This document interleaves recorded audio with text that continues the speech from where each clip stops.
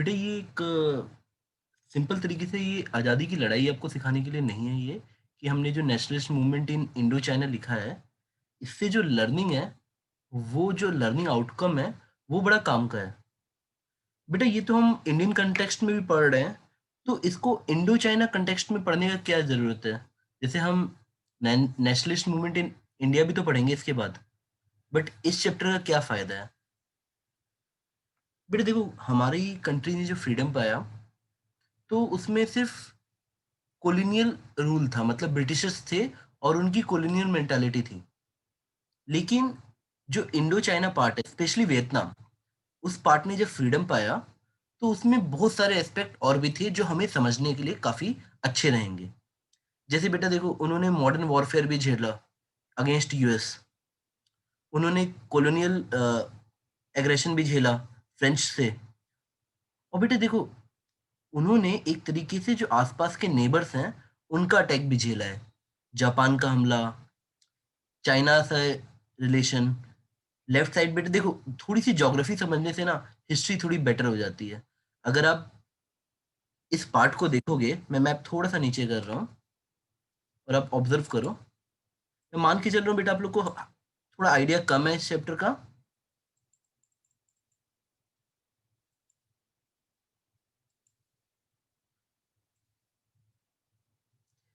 अगर आप इसका डायग्राम देखोगे बेटा, तो ये चाइना के राइट में यानी ईस्ट में आता है और इसके एक तरफ जापान दिखेगा आपको। और बेटा देखो, यहाँ पे ना मैं आपको एक छोटी-सी समरी देता हूँ ताकि आपके दिमाग में इमेज बनती रहे। सबसे पहले यहाँ चाइना का कब्ज़ा था।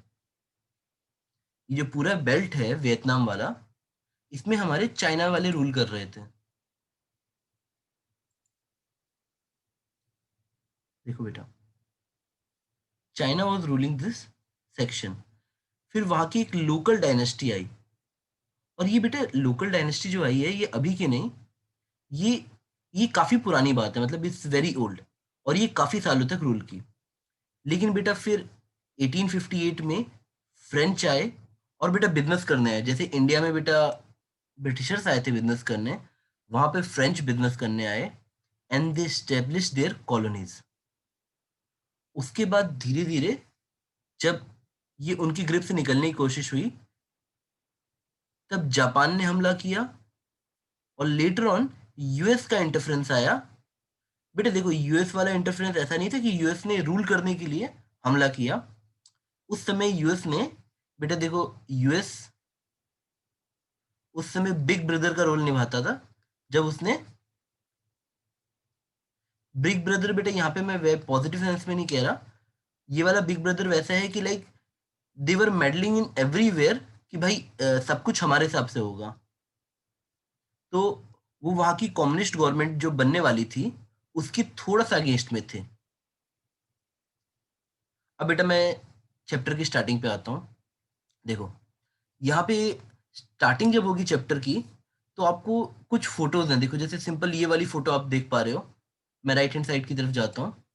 देखो, आपको क्या दिखाया है, एक फ्रांसिस गार्नियर एक फ्रेंच ऑफिसर है, जिसको लोकल पीपल आर किलिंग, और ये फ़ोटोज़ इस तरह से दिखाई जाती है कि इसका पर्पस क्या है।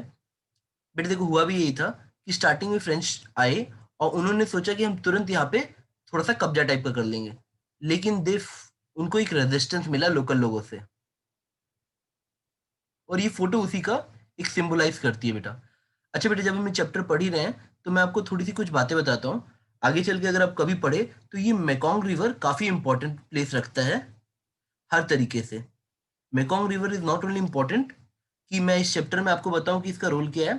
बेटा, ये बहुत अच्छा बायोडायवर्सिटी हॉटस्पॉट है, मेकॉन्ग रिवर। और जैसे इंडिया के पास है ना बेटा, जैसे वेस्टर्न घाट्स हैं, उसी तरह मेकॉन्ग रिवर एक काफ़ी अच्छा बायोडायवर्सिटी हॉटस्पॉट है। मतलब यहाँ पे काफ़ी टाइप की बायोडायवर्सिटी मिलती है बेटा। और इस रिवर के आसपास ही ये पूरा बेल्ट बंधा हुआ है, जहाँ पे ये हम हिस्ट्री ये पढ़ रहे हैं चैप्टर। वियतनाम और लाओस और कंबोडिया, ये कंट्रीज हैं, इस रिवर के आसपास ही हैं बेटा। बेटा देखो, लेकिन धीरे धीरे वही होता है, जो फ्रेंच थे वो आके बसते चले गए और उन्हें लगा कि किसी तरीके से ये उनका काम है कि वो फ्रेंच आदमी, उनको लगता था कि बेटा दे आर हायर और सुपीरियर रेसेस। आप लोग ना अगर हिस्ट्री को डीपली समझोगे ना, तो आपको समझ आएगा कॉलोनियल इंपीरियलिज्म रेसिस्ट अप्रोच को दिखाता था, जिसमें they were in a mindset that white skins are a supreme races जिनका काम बाकी रेसेस को सिविलाइज करना है। जैसे ब्रिटिशर्स हैड ए मेंटालिटी कि they are here to civilize us, उसी तरह से फ्रेंच हैड ए मेंटालिटी कि they were there to civilize that zone, कि हम उस जोन को सिविलाइज करने गए हुए हैं। लेकिन बेटा जैसे इंडिया में था, उसी कंटेक्स्ट में आप सोच लो कि वहां पे भी उनकी प्योर बेसिक मेंटेलिटी एक्सप्लॉइटेशन थी नेचुरल रिसोर्सेज की। अब बेटा देखो, यहाँ पे भी आपको दिखा रहा है कि ये रिवर की फोटो आप लोग को दिख रही होगी, मेकोंग रिवर। अब देखो ये जो फ्रेंच एक्सप्लोरेटरी फोर्सेज है ना, वो ये देख रही थी कि कैसे कैसे, देखो बेटा पुराने जमाने में क्या होता था ना, मतलब इस फोटो की क्या रेलिवेंस है कि पहले जमाने में जितना भी व्यापार होता था, या आपको देखना पड़ेगा कि ये जो है ये सिल्क रूट पे भी आता था। मतलब ये एरिया एक तरीके से बिजनेस करने के लिए रिवर पाथ पे अच्छा था। तो जो स्टार्टिंग में फ्रेंच आए थे, वो यही सब मार्किंग कर रहे थे कि कैसे कैसे हम इस रिवर के अलोंग अपना बिजनेस कर सकते हैं। तो यही यहाँ पे लिखा हुआ है बेटा। अब देखो, जी सर। जो कि ये चैप्टर कहीं ना कहीं हिस्ट्री के हिसाब से, डेट्स के हिसाब से बेटा, ये डेट्स के हिसाब से नहीं है। देखो बेटा, ये चैप्टर आपको कुछ एक लर्निंग है कि क्या क्या पास्ट में मिस्टेक्स हुई थी, एक यार एक नेशन कैसे फॉर्म होता है। अब मैं समझाता हूँ बेटा, देखो हुआ क्या कि फ्रेंच आए, उन्होंने अपना हिसाब से कर लिया, अपने हिसाब से जगह जगह कब्जा कर लिया। पर बेटा local people had their resistance, आपको थोड़ा मेंटेलिटी समझनी पड़ेगी। They were ruled by Chinese for 1000 years। तो उनका कल्चर, उनका बिहेवियर कहीं ना कहीं चाइनीज लोगों से काफी मिलता था। बेटा लोकल वियतनीज लैंग्वेज भी थी, लेकिन कहीं ना कहीं चाइना के रूल करने की वजह से जो उनका एलीट क्लास है वियतनाम का, देवर अंडर, मतलब their culture was more like Chinese people. अगर वहाँ की जो एलीट क्लास है अगर हम उसको देखें, तो their behaviour and their everything was like Chinese.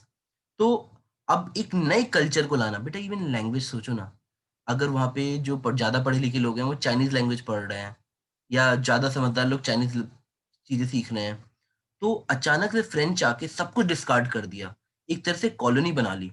और बेटा प्लीज इस पैसेज को पढ़ते हैं तो आपको काफी आइडिया लगेगा। बेटा देखो, वो लोग बेसिकली वहां पे rice cultivation and rubber cultivation कर रहे थे फ्रेंच वाले,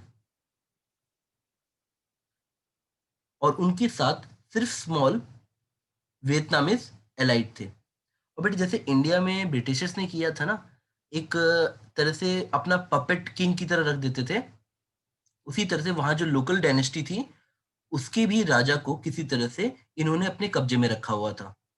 तो अब ना लोकल क्राउड फुल्ली एग्रेशन दिखा पाती थी, उनको लगता था अभी भी राजा उन्हीं के साथ है, और ना ही लोकल क्राउड इस तरह से बिहेव कर पाती थी कि मतलब देवर डायरेक्टली इनडायरेक्टली उनको कॉलोनी बना के उन पे जितनी भी तरह से आप सोच सकते इकोनॉमिकल शोषण कर सकते थे, देवर डूइंग। अब बेटा देखो, एक तरह से वहां उन्होंने अपनी इंडस्ट्री लगा दी। अगर आप कभी सोचो कि राइस कल्टीवेशन एक छोटी जगह, देखो बेटा देखो, हम लोग को पॉजिटिव एस्पेक्ट भी समझना पड़ता है। जैसे ब्रिटिशर्स इंडिया में आए और उन्होंने पूरी जो चाय के बागान लगा दिए नॉर्थ ईस्ट में, और आज तक हम उस चीज का फायदा उठाते हैं। उसी तरह से फ्रेंच के आने से उन्होंने वहां पे राइस कल्टीवेशन और रबर प्लांटेशन को एक नया आयाम दिया, मतलब उसको ग्रो कराया, और वियतनाम को लाके खड़ा कर दिया highest exporter of the rice में। लेकिन बेटा प्रॉब्लम इसके साथ आती है, जब कोई आप इंडस्ट्री लगाते हो, you need labours, you need lower, मतलब कम पढ़े लिखे लोग जिनको हम स्किल्ड लेबर्स में डाल सकें। तो यहां से उन्होंने अपनी छोटी छोटी इंडस्ट्रीज के लिए वियतनामी लोगों को यूज करना स्टार्ट किया, और बेटा यहीं से हल्का हल्का रेजिस्टेंस स्टार्ट हुआ।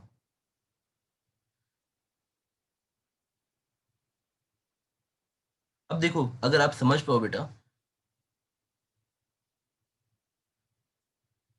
उन्होंने बहुत कम किया इकोनॉमी को रिवाइव करने के लिए।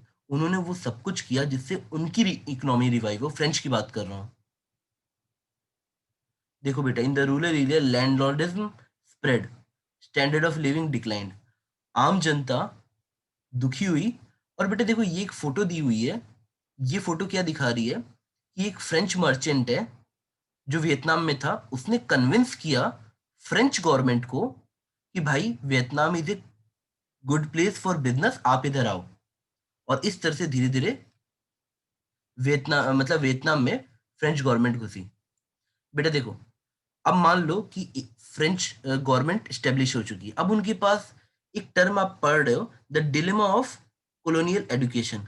ये बेटा पता है, एक तरह से ना इंडिया की भी, अगर आप थोड़ा फील कर पाओ ना, तो इंडिया और वियतनाम दोनों कॉलोनियल उसमें थे, रूल में थे। और हम लोगों ने भी वही चीजें सफर की जो वियतनाम कर रहा है। तो अगर आप वियतनाम की कंटेक्स्ट में पढ़ रहे हो तो आप इंडिया की भी फीलिंग ले सकते हो। अब ये डिलेमा क्यों लिखा हुआ है यहाँ पे? दे डिडंट वांट अस, या वियतनामीज पीपल, कि हम पढ़ाई में काफी अच्छे हों, but at the same time उन्हें लोअर लेवल की जॉब्स चाहिए थी, सो दैट उनको रूल करने में आसानी हो। मतलब, अब देखो बेटा, ना तो बेटा आप, एक सिंपल सी बात है, अगर आप किसी को पढ़ा लिखा दोगे तो आप उसे गुलाम नहीं बना के रख सकते हो। लेकिन आपको फिर भी लेबर्स चाहिए, स्किल्ड लेबर्स चाहिए, या बेसिक पोस्ट तक चाहिए लोग। अब इस चक्कर में उन्होंने पढ़ाई तो स्टार्ट करवा दी, पर किस चीज की पढ़ाई? चाइनीज पढ़ाई, फ्रेंच पढ़ाई, या बेसिक? और लैंग्वेज कौन सी बेटा? क्या वो लोकल वियतनामीज लैंग्वेज रखते, चाइनीज लैंग्वेज रखते, या फ्रेंच एजुकेशन रखते? पर देखो, वो कुछ इस तरह से कहते थे कि we are here to civilise the native, but in order to educate them the French has to resolve a dilemma. कहाँ तक पढ़ाया जाए उनको, वियतनामीज लोगों को कहाँ तक पढ़ाया जाए? उनको एक एडुकेटेड लेबर फोर्स चाहिए, but they feared education might create problems. Once educated, the Vietnamese may begin to question colonial domination. Moreover, French citizens living in Vietnam, called colons, began fearing that they might lose their jobs as teachers, shopkeepers, policemen to the educated Vietnamese. So they opposed the policies कि अगर हम उनको full French education देंगे तो जो वहां पे जो लोकल फ्रेंच पीपल रह रहे हैं उनकी जॉब्स को खतरा हो सकता है। तो बेटा एक तरह से उन्होंने क्या किया ना, इस पे अपना कब्जा कर लिया एजुकेशन सिस्टम पे। फ्रेंच लोगों ने, वो वही पढ़ाते जो उनको सही लगता। उनकी टेक्स्ट बुक फ्रेंच कल्चर को एक हायर सिविलाइजेशन दिखाती, और जो लोकल वियतनामीज कल्चर है उसको ऐसे दिखाते कि they are rustic people, they are old traditional people, जो मतलब आउटडेटेड टाइप के हैं, अब इनको सुधार की जरूरत है। अब बेटा देखो, ये बड़ी मुश्किल बात है।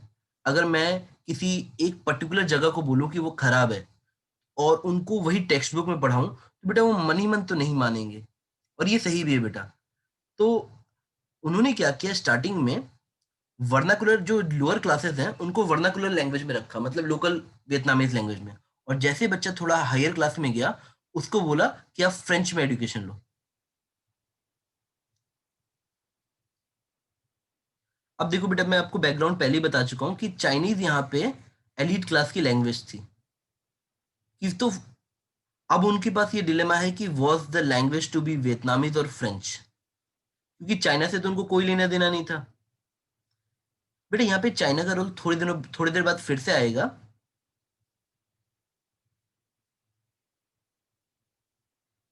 अब देखो, उन लोगों ने फ्रेंच कल्चर प्रमोट करने के लिए, अगर कोई वियतनामीज फ्रेंच सीख लेता था तो उसको प्रॉपर तरीके से फ्रेंच सिटीजनशिप भी दे देते थे।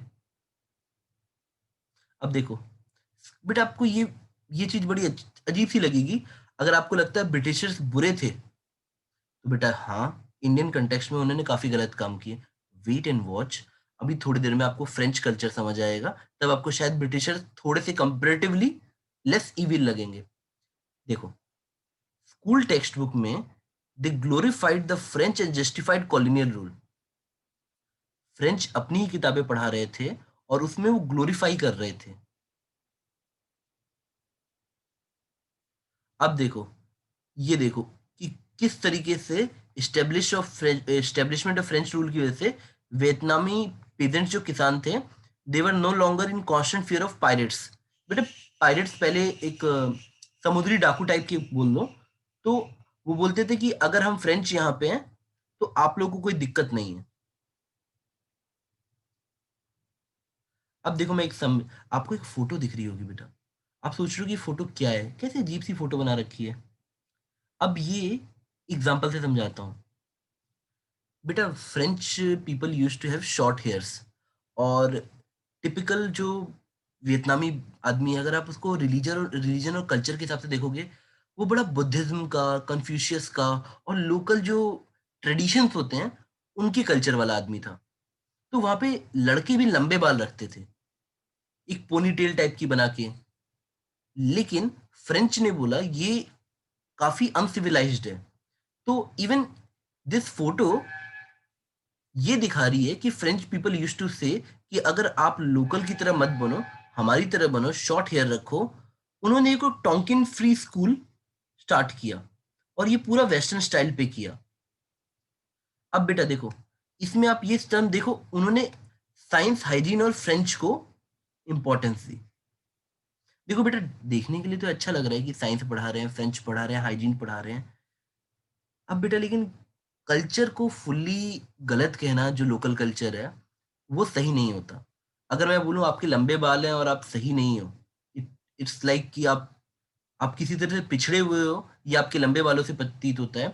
इवन बेटा प्रमोट करने के लिए सॉन्ग्स बने थे कि भाई एक राइम्स टाइप का कि कैसे लोगों को छोटे बाल रखने चाहिए, एक सिविलाइज्ड आदमी छोटे बाल रखता है।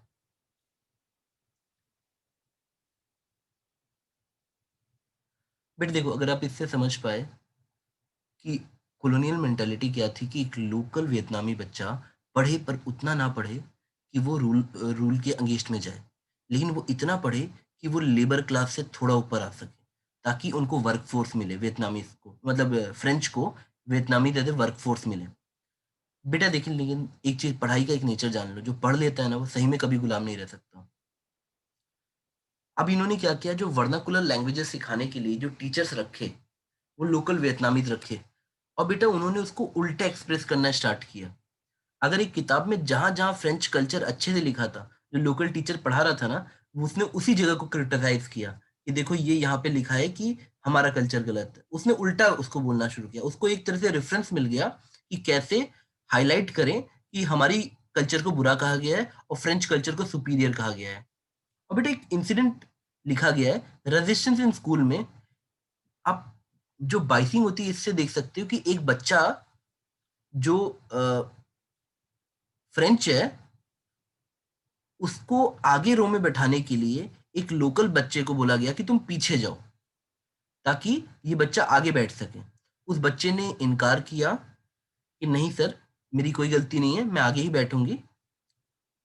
लेकिन फ्रेंच बच्चे को आगे करने के लिए प्रिंसिपल ने इंटरवीन करते हुए बच्चे को एक्सपेल कर दिया कि बच्चा गलत है, बच्चा सही नहीं है।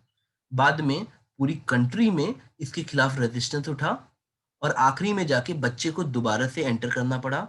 एक तरह से ये लोकल विन है, आप समझो तो। प्रोटेस्ट चला बच्चे के लिए कि बच्चा इतना सही कर रहा है, उसने कोई गलत बात बोली नहीं, वो आगे बैठ रही थी क्योंकि वो पहले आई होगी, या जो भी लॉजिक होगा। अब फ्रेंच बच्चे को आगे बैठाने के लिए एक बच्चे को उठा के पीछे नहीं कर सकते कि जाओ तुम पीछे बैठो, ऐसा नहीं बोल सकते क्लास में।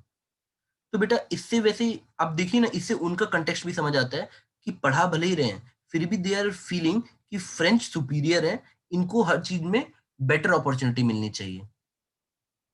अब बेटा बताए, रेजिस्टेंस इन स्कूल लिखने का मेन ऑब्जेक्टिव क्या है, कि टीचर भी एंटी फ्रेंच पढ़ाने लगे, जो लोकल टीचर थे। और बच्चे नहीं पैदा हो रहे थे बेटा वहां पे, जो वियतनामीज बच्चे ऐसे नहीं पैदा हो रहे थे कि जो उनकी बात मानेंगे फ्रेंच की।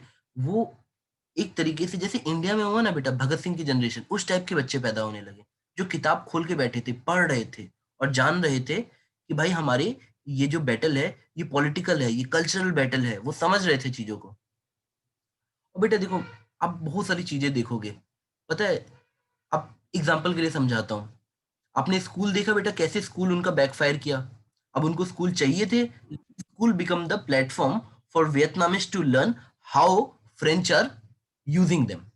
अब जैसे एक एग्जांपल है बेटा, देखो hygiene, disease and everyday resistance, इसका ये बड़ा बहुत बढ़िया एग्जांपल है कि कैसे, देखो मैं एक सिंपल से समझाता हूँ। ये ना एक आपको मैनेजमेंट लेसन देगा। आप बोलोगे सर ये हमारा hygiene, disease and everyday resistance management lesson कैसे दे सकता है? मैं समझाता हूँ बेटा, देखो बेटा, होता क्या है ना, हम लोग थोड़ी ना ऐसी अब कंट्री में रह रहे हैं जो साफ सुथरी है, पर पहले प्लेग आते थे बड़े बड़े लेवल पे। और मतलब आप ये सोचो कि एक हैनोई एक वहाँ की सिटी थी जो फ्रेंच ने देखो कितना बढ़िया से बना रखा है। हैनोई सिटी का एक देखो, इन्होंने क्या किया था, कॉलोनियल बिल्डिंग बना रखी है, उसके आसपास टिपिकल एक फ्रेंच कॉलोनी बना रखी है। आप सोचो, जिसके अंदर सुएज सिस्टम था, मतलब अंदर बेटा बताए पानी को निकलने के लिए अच्छा सा ड्रेनेज सिस्टम बना रखा था, ग्राउंड के अंदर अंदर पूरा से। और ये मॉडर्नाइजेशन शो करते थे कि देखो हमने कितना अच्छा मॉडर्न तरीके से बना रखा है। लेकिन वहां पे अचानक से जो रैट्स द्वारा एक ब्यूबोनिक प्लेग फैल जाती है, और ये बेटा बहुत डिवास्टेटिंग रहती है, इतनी ज्यादा कि अब इसका कोई सोल्यूशन नहीं दिखता है, कोई भी सोल्यूशन नहीं दिखता है कि क्या करेंगे हम लोग।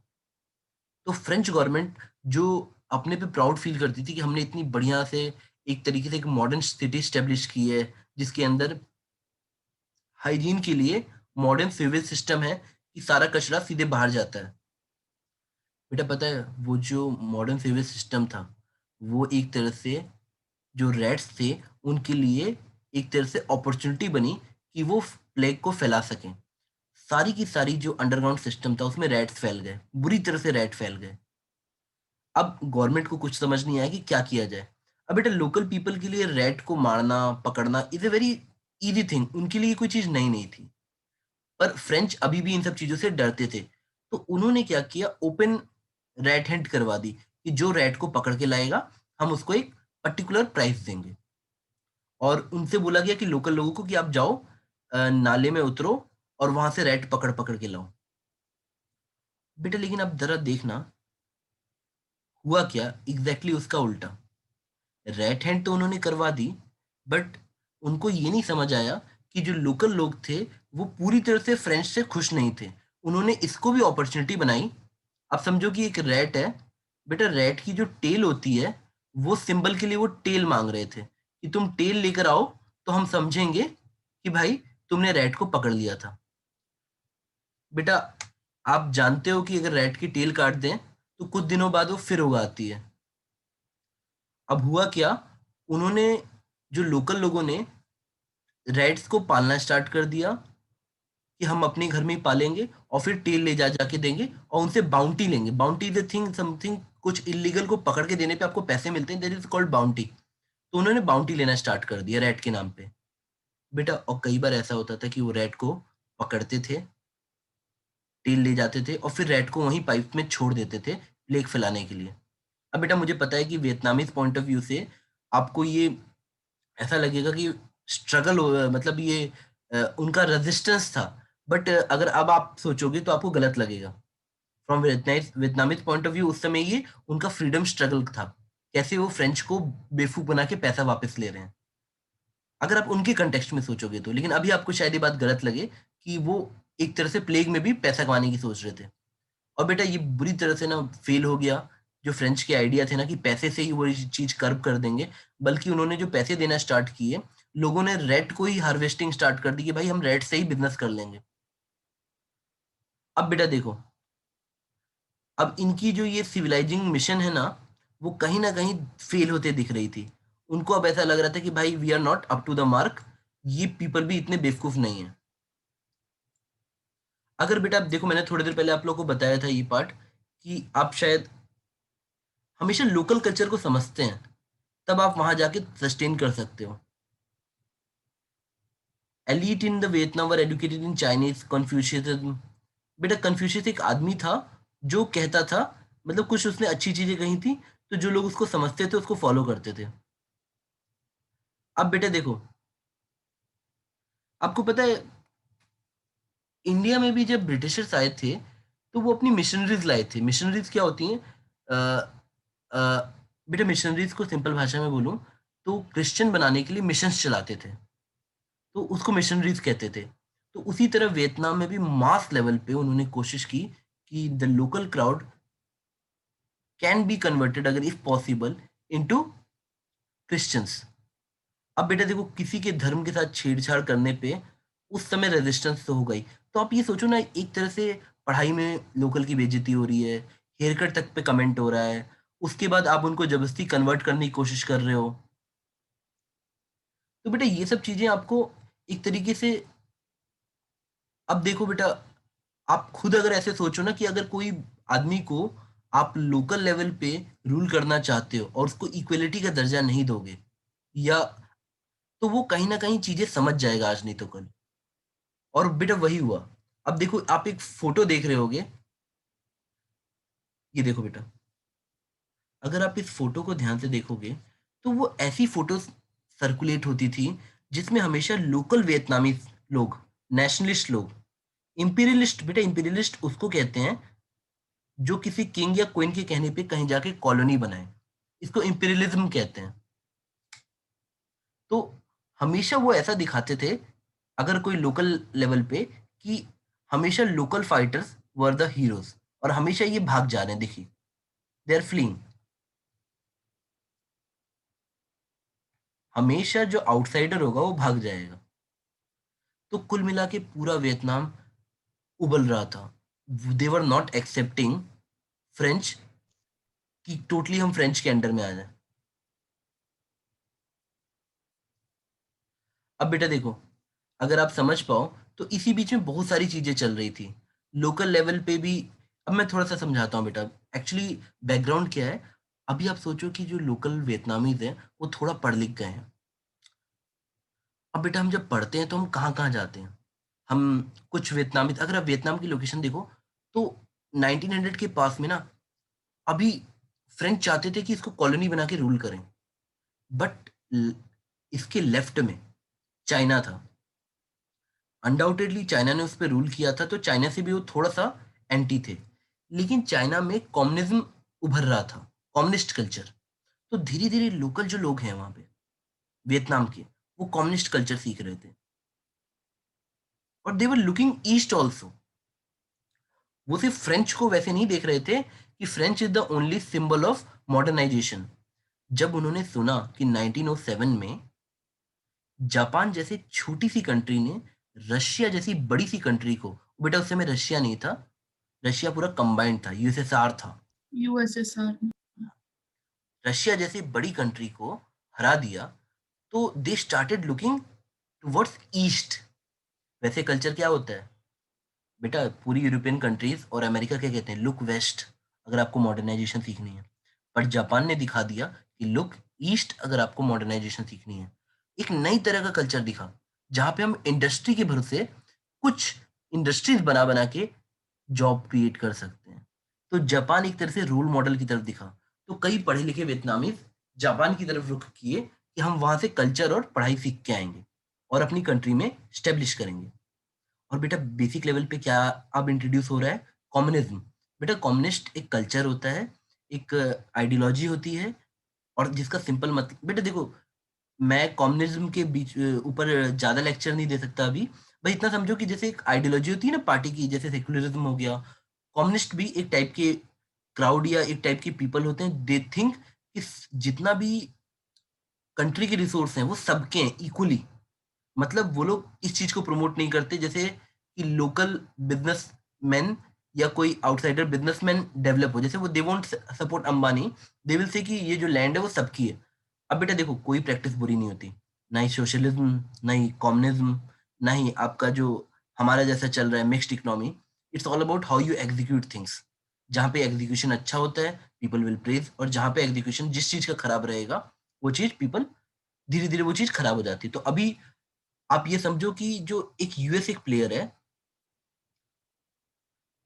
अगर आपको वर्ल्ड वॉर समझना बेटा, किसी तरह से यूएसएफ डेवलप हो रहा है और ये सबसे बड़ी ताकत है उस समय के कंटेक्स्ट में। और देवर एंटी कम्युनिस्ट, क्योंकि उनको लगता था कि किसी तरह से पूरी दुनिया को एक तरह से डेमोक्रेसी में चेंज किया जाए। दे वर अंडर द इम्प्रेशन कि हमें पूरे वर्ल्ड को हमारी तरह का बनाना है। अब देखो बेटा, इंडिया डेमोक्रेसी रखा अपने पास और वो उस चीज को अच्छे से एग्जीक्यूट कर रहा है।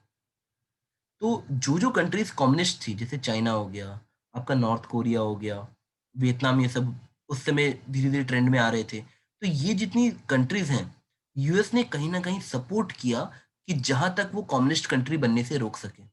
और इसी कोशिश में यूएस एंटर किया था। और इसी कोशिश में यूएस ने एंटर किया था आपके साउथ कोरिया और नॉर्थ कोरिया डिवीजन में। नॉर्थ कोरिया ऊपर से कम्युनिस्ट है, साउथ कोरिया नहीं है बेटा नीचे से। और यही हालत यहाँ पे भी थी। बेटा पता है, यूएस ने ना खूब मिलिट्री सपोर्ट किया फ्रेंच को। अब और ये देखो ना, हिपोक्रेसी देखो, फ्रेंच पीपल एक तरीके से अपने आप को स्टार्टिंग प्लेटफॉर्म कहते हैं कि जहां से डेमोक्रेसी स्टार्ट होती है। मतलब कि हमारे यहाँ एक फ्रेटर्निटी वर्ड है, एक तरीके से ऐसे वर्ड्स हैं कि जो सिखाते हैं कि भाई आम आदमी बराबर होता है। लेकिन वहीं पे वो जाके कॉलोनी बनाते हैं। मतलब एक तरह से खुद ही में वो, आप समझेंगे कि वो जो बोलते हैं और जो करते हैं उसमें काफी अंतर रहा। तो अब जो हमारे ये यूएस वाले हैं, इनका रोल सिर्फ इतना सा था कि देवर ट्राइंग कि वो फ्रेंच को सपोर्ट करें, so that Vietnam country doesn't become communist country. अब बेटा देखो, थोड़ा थोड़ा हमें लोकल चीजें भी समझनी पड़ेंगी। देखो, एक एक हुआ हाउ मूवमेंट हुआ। बेटा हुआ हुआ मूवमेंट, अब बेटा इसको प्रोनाउंस करना, हुआ how. It began in 1939 and grade, इसमें जो फर्टाइल मेकॉन्ग डेल्टा एरिया है, it Drew on religious idea of anti French. बेटा देखो, इसमें जो फाउंडर था हुन फू शो। अब ये कहने की बात है कि ही परफॉर्म मिरेकल। अब बेटा देखो हुआ क्या, आप समझो कि अगर हम डेस्परेट होते हैं किसी कल्चर से हेट करने के लिए, Vietnamese people use to hate French culture, तो they're creating the local heroes. तो उन्होंने एक तरीके से एक लोकल हीरो टाइप का क्रिएट किया। और देखो, और ये जो लोकल हीरो है, इसको माना कि ये मिरेकल्स करता है, हेल्प करता है लोगों को। और the French tried to suppress the movement inspired by this thing. They declared him madman and call him the mad monk and put him in mental asylum. और उसके जितने फॉलोअर्स थे उनको भी उन्होंने जेल में डाल दिया। और आखिरी में French authority exiled him to Laos and sent many his follower in concentration camp. बेटा देखो, फ्रेंच किसी तरह से ना चाहते थे कि वियतनामीज का बौद्धिक विकास हो, और वो ये भी चाहते थे किसी तरह से में इनमें यूनिटी ना आए। अब देखो बेटा, मैं ये समझाता हूँ कि जापान जो गए थे ना कुछ लोग, आपको ना ये पैसेज ही पढ़ के समझ आ जाएगा। दो तरीके से लोग डेवलप होने लगे वियतनाम में, जैसे इंडिया में हो रहे थे। कांग्रेस में भी दो पहलू था, एक को गरम दल बोलते थे, एक को नरम दल बोलते थे। गरम दल बोलता था भाई तुरंत आजादी चाहिए, नरम दल बोलता था आजादी चाहिए पर ये चले जाएंगे, दूसरे आ जाएंगे, तो क्यों ना धीरे धीरे एक रिफॉर्म करते करते आजादी ले जो परमानेंट रहेगी। उसी तरह से वहां पे भी दो सेक्ट बनने लगे। एक कहता था कि चलो जल्दी से आजादी लेते हैं और जो हमारे लोकल राजा थे उनको फिर से स्टेब्लिश कहते हैं। दूसरा बोलता था नहीं नहीं नहीं, हम लोग आजादी लेंगे और कम्युनिस्ट गवर्नमेंट बनाएंगे जो सबकी होगी। अब इसी तरीके से ये दो सेक्ट बन गया था। देखो, educated in Confucian tradition, Fan Boy Chao was one of the such nationalists. He became a major figure in the anti-colonial resistance from the time he formed the Revolutionary Society. बेटा इन लोग के नाम बड़े मुश्किल हैं। ड्वेन हॉई in 1903 with Prince as head। और इन्होंने ये चाइनीज से बड़े प्रेरित थे। अब बेटा देखो तुम समझो, यहाँ पे दो लोग हैं, एक चाइना के अंडर इम्प्रेशन में है और एक जापान के। जो चाइनीज में ज्यादा इन्फ्लुएंस में थे, वो लोग चाह रहे थे कि धीरे धीरे एक कम्युनिस्ट गवर्नमेंट टाइप की बने। और बेटा लेकिन दोनों जो नेशनलिस्ट लोग थे वो इस बात से सहमत थे कि किसी तरह से we have to root out this French government. हाँ, बस दोनों के तरीके अलग अलग थे। दे वांटेड कि किसी तरह से हम लोग आज़ादी तो लें, बट एक चाहता था कि इमीडिएट तरीके से हमारी गवर्नमेंट बननी चाहिए, लोकल किंग के साथ, और दूसरे चाहते थे नहीं, हमारी खुद की गवर्नमेंट बननी चाहिए जिसमें आम आदमी सुप्रीम हो। तो यहीं पे बस दो तरह के सेक्ट बनने लगे बेटा। अब देखो बेटा, इसीलिए यहाँ पे हेडिंग डाली गई है बेटा, ये मैंने आपको पढ़ाया कि other way of becoming modern. उन्होंने जापान और चाइना को देखा रेदर देन फ्रेंच को देखने की जगह। 300 वियतनामी स्टूडेंट जापान गए, पढ़ाई किए, वापस आए, और इसमें वो आपका फैनबॉय चाओ भी था, जो यहाँ पे आपको लीडरशिप करते दिख रहा था, फैनबॉय चाओ। बेटा पता है, ये पैसेज आप पढ़ोगे ना, तो इस पैसेज में वही है जो मैंने आपको बोला कि उनके गोल तो सेम थे, बट तरीके अलग अलग थे दोनों लोग के। अब देखो, एक तरीके से आप एक बात ये भी समझो कि धीरे धीरे जैसे कल्चर है वहां का, अब वो कम्युनिस्ट कल्चर बन रहा था। ये जो ग्रेट डिप्रेशन लिखा है बेटा, ये फाइनेंशियल डिप्रेशन है, मतलब आर्थिक मंदी का दौर। अब इसने वियतनाम को काफी इम्पैक्ट किया। बेटा अगर कोई कंट्री धीरे धीरे एक्सपोर्टर बन रही है, एक्सपोर्टर मतलब वो राइस एक्सपोर्ट करते थे, रबर एक्सपोर्ट करते थे, और अगर पूरी दुनिया में किसी तरह से वैश्विक आर्थिक मंदी या पूरी तरह से वर्ल्ड इकोनॉमी पे अगर कोई स्लो डाउन आएगा, तो वो इफेक्ट करता है ऐसी कंट्रीज को जो एक्सपोर्टर्स हैं। अब देखो बेटा, हुआ क्या कि कुछ प्लेसेस, अगर मैं इलेक्ट्रिकल फ्यूजेस वर्ड यहाँ लिखा है, इसका मतलब है अगर दो तीन जैसी कुछ गड़बड़ होगी तो दो तीन जगह बिल्कुल शॉर्ट हो जाएंगी, खराब हो जाएंगी। उसी तरह से वियतनाम में कुछ प्लेसेस थी जो जैसे आर्थिक मंदी आई तो पूरी तरह से खराब हो गई।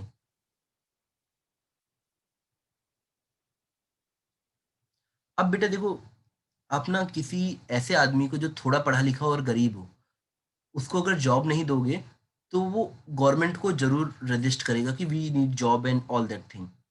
तो अब डेमोन्स्ट्रेशन स्टार्ट होने लगा। उनको लगा कि ये जो तरीका, जिस तरीके से रूल करते हैं, या जिस तरीके से ये लोग फ्रेंच लोग हम पे बिजनेस करते हैं, ये सही नहीं है। कम्युनिज्म होना चाहिए, हर आदमी की होनी चाहिए, ऐसा नहीं कि कुछ ही लोग अमीर हो। तो कुल मिला के एक तरह से कम्युनिस्ट कल्चर डेवलप होने लगा। बेटा जगह जगह सड़कों पे डेमोन्स्ट्रेशन होने लगे। और बेटा आपने कभी नहीं सुना होगा, एक जलियांवाला बाग कांड सुना होगा जिसमें जनरल डायर ने ओपन फायर करवाया था। पर बेटा बॉम्बिंग, जस्ट सी, अगर ब्रिटिशर्स बुरे थे तो फ्रेंच उनके अच्छे कॉम्पिटिटर थे। बेटा डेमोन्स्ट्रेटर्स के ऊपर बम गिराते थे वो लोग। आप इस बात से थोड़ा आइडिया लगा सकते हो कि फ्रेंच वहां पे किस तरह से रूल करते होंगे। अब देखो बेटा, पूरी पिक्चर में फ्रेंच कब्जा किए हुए हैं। यूएस वाले उनको हथियार और पैसा दे रहे हैं कि भाई तुम किसी तरह से अपनी कॉलोनी मेंटेन रखो, इनको कम्युनिस्ट ना बनने दो। पैसा वहां से आ रहा है, यूएस से भी आ रहा है बेटा, फ्रेंच के पास भी था, बट यूएस से भी आ रहा है। अब जापान धीरे धीरे खुद इंपीरियलिस्टिक हो रहा था। इंपीरियलिस्टिक मतलब बेटा वो किसी तरह सोच रहे थे कि हम भी अपनी कॉलोनी बनाएंगे, और उनके पास इससे अच्छा ऑप्शन क्या था कि वियतनाम पे कब्जा करें। इन 1940 Japan occupied Vietnam as part of its imperial drive to control Southeast Asia. अब सोचो बेटा, जहां से वो सीख रहे थे उनकी अगेंस्ट में, अब वियतनामी use to look towards Japan कि भाई ये देखो इंडस्ट्रियलिस्ट कंट्री है, इससे सीखते हैं, और उन्होंने ही हमला कर दिया। अब कुछ पार्टीज बनी, the League of Independence of Vietnam, अब which came to be known as the Viet Minh, fought the Japanese occupation and recaptured Hanoi in September 1945. The Democratic Republic of Vietnam was formed and Ho Chi Minh became the chairman. अब बेटा ये नाम बहुत important है। अब तुम सोचो बेटा कि एक बेचारी कंट्री है जिसके लोकल लोग अपने हिसाब से रहना चाहते हैं, चाइनीज इंटरफेरेंस है, फ्रेंच वहां पे रूल कर रहे हैं, जापानीज को हमला करना है। जो लोकल आदमी है, उसकी उसकी जो नेशनलिस्ट फीलिंग है, वो सोचो कितनी हर्ट होंगी कि हर दिन कोई दूसरा आके हमारी कंट्री से हमारी आइडेंटिटी छीनने लगता है। अब इस तरीके से, अब प्रॉब्लम क्या हुई कि इस तरीके से आने से बेटा, जैसे वियतनाम का तुम अभी डायग्राम देखोगे ना बेटा, तो अब हुआ क्या, करते करते जो फ्रेंच है वो निचले पार्ट में थोड़ा ज़्यादा डोमिनेट होने लगे और जो कम्युनिस्ट कल्चर है, वो ऊपर पार्ट में ज़्यादा डेवलप होने लगा। फ्रेंच वालों को यूएस का सपोर्ट था और ये कम्युनिस्ट को थोड़ा-थोड़ा चाइना, रशिया और इसका सपोर्ट था। और ये ऐसा नहीं कि बेटा वियतनामीज़ सारे हैं, यहाँ से ऊपर से नीचे तक दोनों सेक्शन में, सेक्शन ए मान लो और ये सेक्शन बी, दोनों में वियतनामीज़ हैं। बट यहाँ पे ये लोग किसी तरह से कम्युनिस्ट गवर्नमेंट नहीं बनने देना चाह रहे थे। तो इसीलिए बाद में अभी यूएस से वॉर होगी, इसी चलते बेटा। अभी हम लोग एक तरह से जापान के साथ अभी झगड़ा हुआ है और जापान को किसी तरह से बाहर निकाला गया है।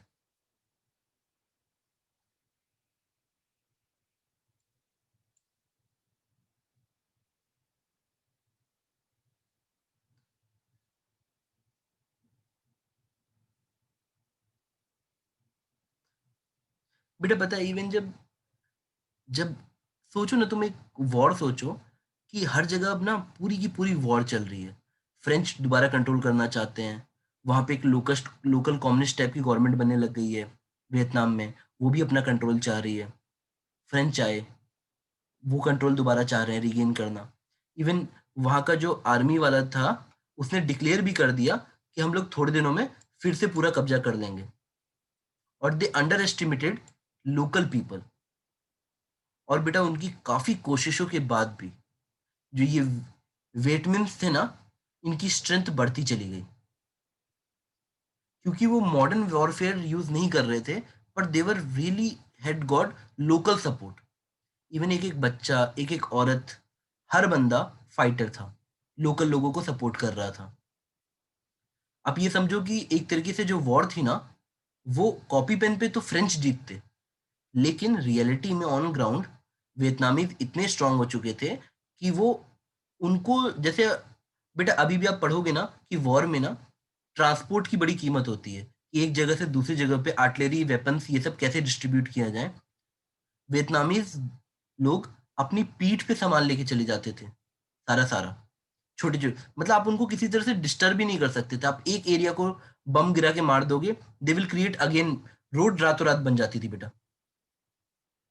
कुल मिला के उनसे जीतने बेटा, लोकल से जीतना तब मुश्किल हो जाता है अगर आप सिर्फ अपने दिमाग में ये सोचो कि भाई मुझे इनको अपने साथ लेके नहीं चलना है, इन पे रूल करना है। और फ्रेंच लोगों ने यही गलती की, उनको साथ लेके चलने की जगह वो उन पे रूल करने की कोशिश की।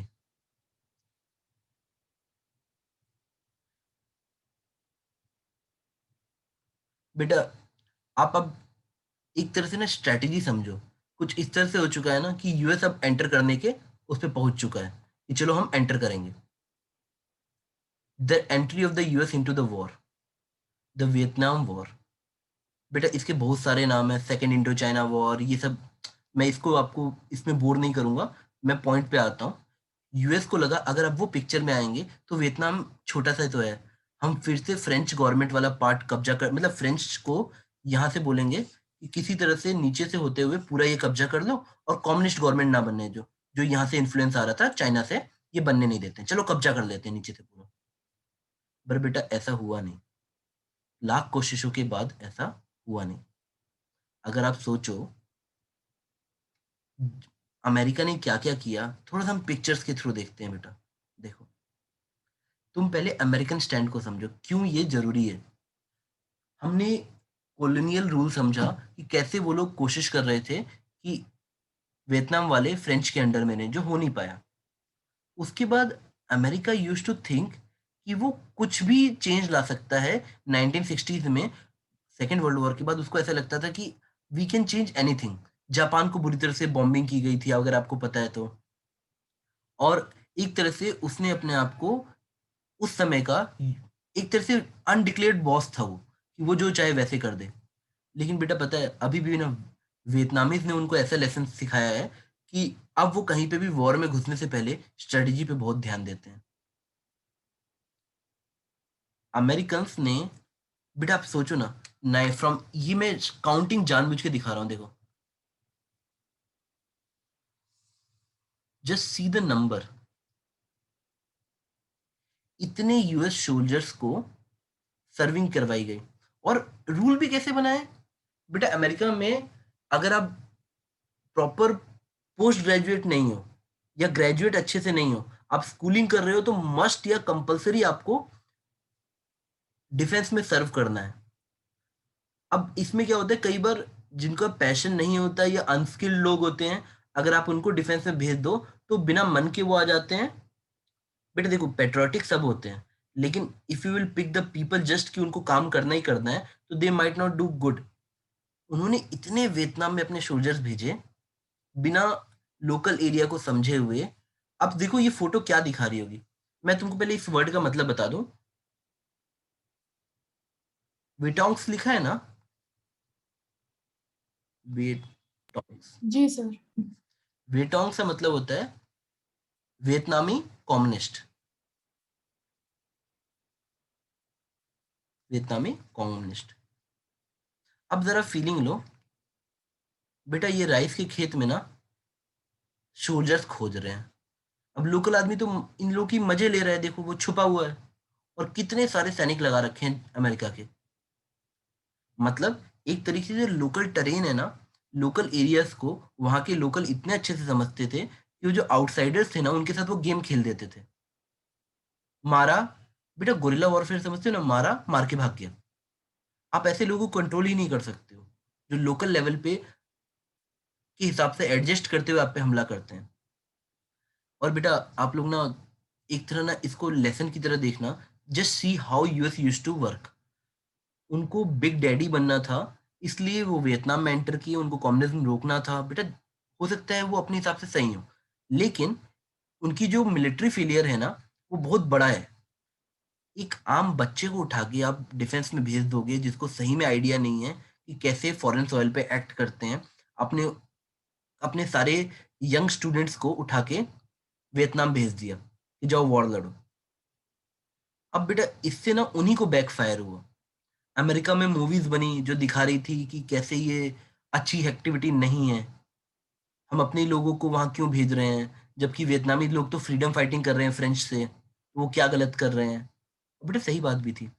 अगर लोकल वियतनामी फ्रेंच से फाइट करके फ्रीडम फाइटिंग चाहता है, और तुम उसको बोलोगे जबरदस्ती नहीं नहीं भाई फ्रेंच के अंडर में ना हो, जस्ट बिकॉज कि तुमको कम्युनिस्ट नहीं बनना है। बेटा कम्युनिस्ट विचारधारा गलत या सही डिपेंडिंग ऑन द एग्जीक्यूशन। अभी राइट नाउ इंडिया का स्टैंड एंटी कम्युनिस्ट है, हमारा स्टैंड ओवरऑल। और यहाँ पे ये लोकल कम्युनिस्ट पार्टीज के अगेंस्ट में नहीं है, वर्ल्ड वाइज बता रहा हूँ।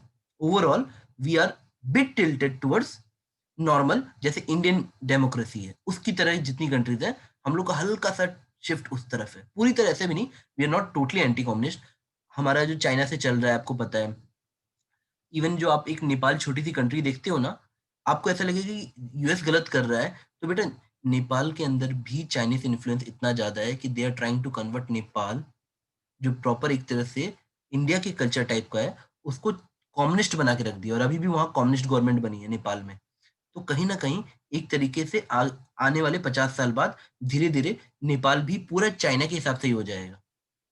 तो कहीं ना कहीं जिसमें विजन होता है वो ये बातें समझता है कि type of government also act, कि कैसे फ्यूचर में अलायंस होंगे। तो अमेरिका के लिए बात बहुत बड़ी थी कि चाइना रशिया ये सारी बेल्ट कम्युनिस्ट होती जा रही थी, किसी तरह से इसको रोका जाए कम्युनिस्ट होने से, क्योंकि if they have same mentality, same type of government, तो दे विल बी टुगेदर, और हमारे लिए खतरा आ जाएगा। तो उनकी स्ट्रेटजी ऐसी थी कि कुछ कंट्रीज को हम कम्युनिस्ट बनने से रोकते हैं। तो वो फ्रेंच को सपोर्ट कर रहे थे कि जाओ भाई तुम किसी तरह से इनको फिर से कॉलोनी बनाओ, और किसी तरह से इनको हटाओ कम्युनिज्म में। उन्होंने पूरा साउथ वियतनाम को एक तरह से वहां लोकल लीडर क्रिएट किए, पैसा दिया, सब कुछ किया कि भाई तुम किसी तरह से यहाँ से कम्युनिस्ट गवर्नमेंट को हटाओ। अब लोकल वियतनामी यूनाइटेड से, बेटा देखो उनको तोड़ना तब पॉसिबल होता जब वो फील कर रहे होते। वियतनामी बेचारे सिर्फ अपनी फ्रीडम चाहते थे, और हर तरफ से लोग अपने अपने एजेंडे पे लगे हुए थे। फ्रेंच कॉलोनी बना के पैसा लेना चाहते थे, अमेरिका नहीं चाहता था वो कम्युनिस्ट बने, Chinese were trying to make them communist. Chinese अपना फायदा सोच रहे थे, जापान ने बीच में सोचा मौका लेके इन पे कब्जा कर लेते हैं। और यहाँ पे ये बेचारे सिर्फ ये चाह रहे थे किसी तरह इनको फ्रीडम मिले, दे डिडंट वांट। और बेटा पता है इन्होंने एक चीज जो बहुत अच्छी दिखाई है वियतनाम में, जैसे बेटा अगर आप लोगों ने कई बार पढ़ा होगा ना, कुछ लोकल फाइटर्स बड़े तगड़े होते हैं, दे वो किसी के अंडर में नहीं आते हैं। अगर आपको ना मैं स्टार्टिंग से भी स्टोरी बताऊँ ना, जब चाइनीज़ गवर्नमेंट को स्टार्टिंग में जब चाइना ने कब्ज़ा कर रखा था ना, तो ये डायनेस्टी बनी थी ना, ये भी एक बहुत अच्छी वॉर लड़ के बनी थी। It was a very planned way कि कैसे उन लोगों ने पूरी उनकी नेवी को तबाह कर दिया था, और बेटा मतलब लोकल जो एरिया है ना, उसका दिमाग लगा के उन्होंने उनकी चाइना की बड़ी सी नेवी को डिस्ट्रॉय करके फिर से अपनी डायनेस्टी बना दी थी। तो आप बार-बार वियतनाम से एक लेसन लोगे कि किसी भी कंट्री को अगर उनकी विल नहीं है, तो आप रूल नहीं कर सकते हो। यही बात उन्होंने चाइना को सिखाई स्टार्टिंग में, फिर फ्रेंच को सिखाई, फिर जापान को सिखाई, और फिर आखिरी में यूएस से इस बात को बड़ी देर में माना, पर माना। अब देखोगे ना कि यूएस पूरी तरह से घुसा हुआ है अंदर। बेटा यहाँ पे ना एक डेटलाइन थी एनसीईआरटी में, अगर आप टाइम मिले तो इस डेटलाइन को समझना। आपको जो मैंने ऐसी स्टोरी बताई है ना, आपको थोड़ा-थोड़ा समझ आएगा। देखो, उन्होंने आखिरी में फ्रेंच आर्मी को भी डिफीट कर दिया। फ्रेंच आर्मी की डिफीट होते ही यूएस अंकल बीच में आ गए कि भाई, फ्रेंच तो हम लोग सपोर्ट कर रहे थे, वो हार कैसे सकती है? अब यूएस मार्केट में आ चुका है, वो कब्ज़ा करना चाहता है, सब कुछ अच्छा-अच्छा चल रहा है उसके हिसाब से। उनके लिए ऐसे था कि हम लोग एंटर कर रहे हैं, हम लोग जीत जाएँगे। दे वर अंडर इंप्रेशन कि जापान जैसे कंट्री नहीं टिके, रशिया जैसी कंट्री हम लोगों के सामने नहीं टिक पाई, तो ये छोटे से लोकल वियतनामीज़ लोग क्या करेंगे? उन्होंने इतना बल्क में अपने सोल्जर्स उतार दिए कि चलो, it's just a simple war, let's win it quickly. अब जैसे ही उन्होंने वॉर में अपने इतने सारे लोग उतार दिए, बेटा दे had to now face resistance from the local Vietnamese people, from their। अब अमेरिका में खुद का स्ट्रगल चल रहा था कि भाई ऐसे बच्चों को उठा के आप किसी फॉरेन कंट्री में नहीं भेज सकते। बेटा मैं रीज़न समझाता हूँ। जितने भी अमेरिकन्स को भेजा गया था ना, इतनी हाई कैज़ुअलिटी रेट था, मतलब आधे जो आ रहे थे वहाँ से, दे वर नॉट कमिंग, कुछ ना कुछ उनकी बॉडी पार्ट मिसिंग थे। आप ये सोचो, अगर इतने सारे बच्चे अ, ऐसे वापस आएँगे यूएस में, तो जो लोकल जो लैंग्वेज होगी ना, वो कहीं न कहीं गवर्नमेंट के अगेंस्ट में जाएगी कि क्या ज़रूरत है इस वॉर की। और हुआ बेटा वही। मूवीज़ बनी खूब सारी, जिसमें दिखाया गया, इवन वहाँ के हॉलीवुड एक्टर्स लोकल वियतनामीज़ को एज़ अ हीरो प्रेज़ेंट कर रहे थे। बेटा वहाँ के ना हॉलीवुड के कुछ एक्टर वियतनाम में मिलने भी आए थे लोगों से कि यू आर डूइंग गुड। आप अपने कंट्री की फ्रीडम के लिए लड़ रहे हो, आप कुछ गलत नहीं कर रहे हो। और यहाँ यूएस ने ईगो के ऊपर हार नहीं माननी चाहिए।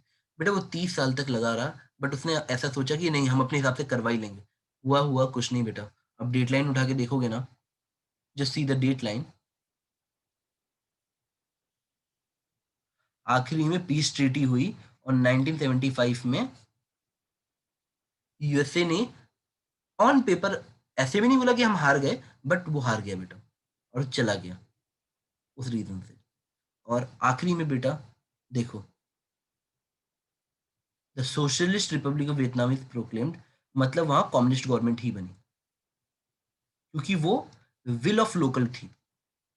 अब तक वहाँ पे कम्युनिज़्म का काफ़ी ज़ोर चल चुका था, और वो विल ऑफ पीपल थी, इसलिए वो बनी। ऐसा नहीं है कि चाइना चाहता था इसलिए बना। बेटा लेकिन इसमें मॉडर्न वॉरफेयर के आपके कुछ पॉइंट ज़रा इम्पोर्टेंट है जो मैं समझाना चाहूँगा। आपको यूएस कितनी भी बड़ी-बड़ी बातें करे, कितने भी एनजीओ चला ले, बट जब वॉर की बात आती है, तो what is the true face? हम लोग अभी भी जानते हैं बेटा कि वॉर में भी कुछ नियम होते हैं। आप कन्वेंशनल वॉर लड़ो, बट आप कभी बायोलॉजिकल वॉरफेयर नहीं कर सकते। जैसे कई लोग बोल रहे हैं अभी, even corona virus might be a biological weapon. लेकिन बेटा ये सब चीज़ें काफ़ी, ये it's a crime against humanity. अब ज़रा तुम यूएस की हरकतें देखो। जब पूरे वॉर को बोला जा रहा है पूरे वर्ल्ड में कि आप गन से लड़िए, बुलेट से लड़िए, बॉम्ब से लड़िए, तब अमेरिका एक, और उस समय अमेरिका बड़ी-बड़ी बातें करता था कि वी आर, हम पूरी पूरी वर्ल्ड में बैलेंस लाने वाले लोग हैं, हम सही करने वाले लोग हैं। बेटा ये देखो ना, उन्होंने एजेंट ऑरेंज नाम से डेडली पॉइज़न तक यूज़ किया। Agent orange is a defoliant, a plant killer. उनको ये लगा कि लोकल वियतनामीज़ हमसे इसलिए जीत पाते हैं क्योंकि ये लोग पूरी जंगलों के बीच में रहते हैं। अगर किसी तरह से मैं उनके जंगल ही गायब कर दूँ, मैं जीत जाऊँगा। अब बेटा ये कितनी पैथेटिक सोच थी, आपको खुद ही फ़ील हो रही होगी, पर दे वर थिंकिंग कि किसी तरह से जंगल साफ कर देते हैं and we will win. Americans की आप ज़रा थिंकिंग सोचो। उन्होंने ये एजेंट ऑरेंज यूज़ किया between 1961 and 71। 11 million gallons of this chemical was spread from cargo planes by US forces. बेटा इसमें कितना पैसा खर्च हो रहा है ये ज़रा सोचना। वो एक पूरी कंट्री को अपने हिसाब से रूल करना चाह रहे हैं, साफ करना चाह रहे हैं। Their plan was to destroy forest and fields so that it would be easier to kill if there were no jungle cover to hide. Over 14% of the country's farmland was affected by this poison. बेटा देखो agriculture अभी भी वहां चल रहा है और उसमें से 14% आप लोगों ने बर्बाद कर दिया। लेकिन बेटा पता है जापान में अभी भी बॉम्बिंग के इतने सेंचुरी के बाद भी, मतलब इतने डेकेड्स के बाद भी वहां पे बच्चों में अभी भी डिफेक्ट पाए जाते हैं। उसी तरह से जो ये हम लोगों ने केमिकल वेपन यूज़ किया, एजेंट ऑरेंज, इसकी वजह से आज तक वहाँ पे चिल्ड्रंस को प्रॉब्लम होती है। देखो, agent orange is known to cause cancer and brain damage in children and according to a study it also cause of high incidence of deformities found in trade areas. बेटा अब एक तरह से सोचो कि हम लोगों ने एक ऐसे केमिकल को यूज़ किया कि जिसकी मेन वजह ये थी कि वो जंगल को मिटा देगा। लेकिन बेटा आप उसके साइड इफ़ेक्ट जानते हो कि वो वहाँ के आने वाली जनरेशन को बर्बाद कर देगा। स्टिल यूएस ने उसे यूज़ किया, तो ये वॉर क्राइम्स में आते हैं बेटा। वॉर और वॉर क्राइम में अंतर होता है। वॉर क्राइम्स मीन्स जब आप कुछ गलत करते हो वॉर के दौरान। ये सब वॉर क्राइम्स थे यूएस द्वारा। बेटा मैं यहाँ यूएस के अगेंस्ट में नहीं पिच कर रहा हूँ। किसी भी मॉडर्न वॉरफेयर में it is not a healthy practice जहाँ पे आप ऐसी ब्रुटैलिटी यूज़ करो जिस पे आने वाली जनरेशंस को झेलना पड़े। आपकी वॉर वियतनाम के अगेंस्ट में हो सकती है, पर आने वाली जनरेशन से किसी की वॉर नहीं होती है। बेटा ये जस्ट एग्जांपल, अभी हम और पढ़ेंगे बेटा। देखो, आप ये देखो ना कैसे उन्होंने बॉम्बिंग की हेनोई की। This is US bombing. आप उनकी मेन सिटी को पूरा बॉम्ब कर दो। बेटा आप जानते हो कि इसमें ना अगर मैं आज बोलूँ कि कोई फॉरेन कंट्री इंडिया पे हमला कर रही है और रैंडम प्लेसेस पे बॉम्बिंग कर रही है, बेटा आपको पता है सिर्फ किसका घाटा होगा? लोकल पीपल में जो सिविलियंस है ना, जो वॉर नहीं लड़ रहे हैं, उनका घाटा होगा। इस बॉम्बिंग से कितने सिविलियंस मरे होंगे? बेटा वॉर्स में भी कुछ नियम होते हैं। कोई सिविलियंस को नहीं मारता है। जिनको पता ही नहीं वॉर क्यों लड़ी जा रही है, अगर आप उनको भी मारोगे तो वो मर्डर कहलाएगा। और इस तरह की बॉम्बिंग, यानी US was so desperate to win war कि वो कुछ भी करने को तैयार था। आप इस बात से एग्जांपल देख सकते हैं कि वो कहीं पे भी बॉम्बिंग कर रहा था बेटा।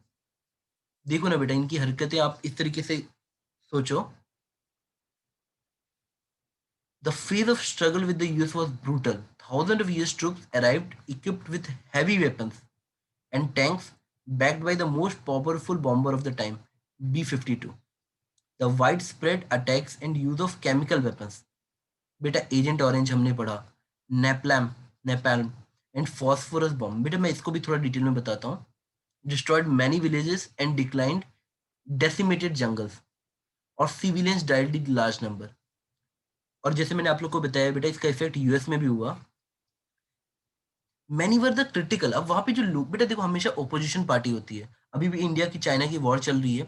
रियलिटी किसी को भी कुछ नहीं पता, पर कांग्रेस कह रही है कि इंडिया मतलब इंडियन गवर्नमेंट ने स्टैंड नहीं लिया या गड़बड़ किया। हमेशा ओपोजिशन पार्टी गवर्नमेंट को क्रिटिकली कुछ ना कुछ वो क्रिटिकली रहेगी कि ये गलत कर रहे हैं, ये ऐसे ऐसे नहीं, ऐसे होना चाहिए। तो जो अमेरिकन लोकल गवर्नमेंट है उसको वहां के जो अपोजिशन पार्टी है उसने विरोध करना स्टार्ट कर दिया, यूथ ने विरोध करना स्टार्ट कर दिया। सोचो ना, सिर्फ यूनिवर्सिटी ग्रेजुएट्स को छोड़ के सबको कंपलसरी वॉर में जाना ही जाना है। अब आप इस बात को सोच लीजिए, अमेरिका की पॉपुलेशन ज्यादा नहीं है और वो लाखों लाखों लोगों को वॉर में भेज रहे हैं। मतलब ऑलमोस्ट हर बंदा आपको वॉर में जाता दिख रहा है। अब इसमें क्या, अवेयरनेस बढ़ाने के लिए, पूरी वर्ल्ड की अवेयरनेस बढ़ाने के लिए US media and film plate. बेटा देखो, यूएसए एक ऐसी कंट्री ना जो काफी अच्छी रोल मॉडल भी है। आप वहाँ फ्रीडम ऑफ स्पीच पे अपनी लोकल गवर्नमेंट को भी उल्टा सीधा बोल सकते हो। बहुत, अब सोचो ना कि ये 70s की बात हो रही है। Sorry, John when movies type की बन रही हैं जिसमें साफ दिखाया जा रहा है कि कैसे यूएस गलत कर रहा है। इतनी सारी मूवीज में बेटे देखो, मैं एक मैसेज देना चाह रहा हूं कि even local people of US से वर वेरी क्रिटिकल कि जो यूएस गवर्नमेंट कर रही है it is not doing correct.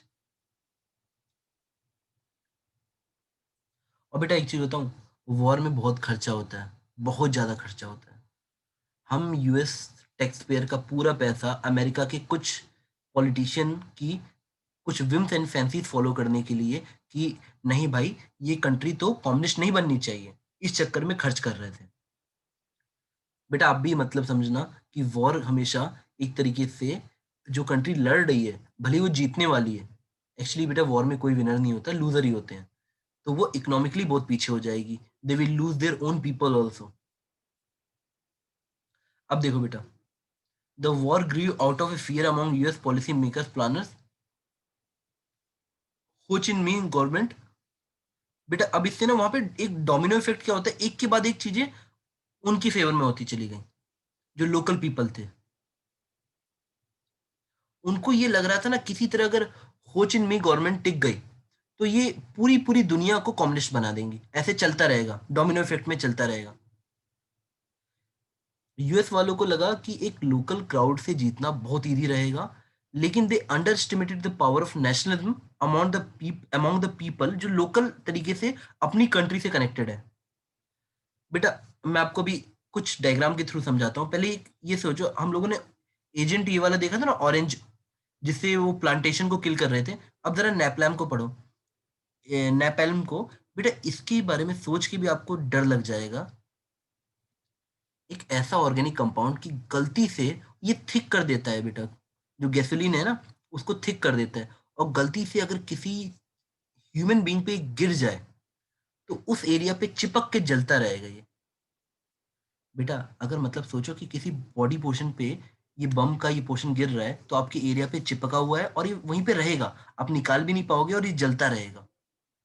बेटा आपके ऊपर जल्दी से गलती से माचिस का तिल्ली गिरती है ना, आप उसको ऐसे हटा दोगे हाथ से, लेकिन ये वहां जाके चिपक जाएगा और जलता रहेगा।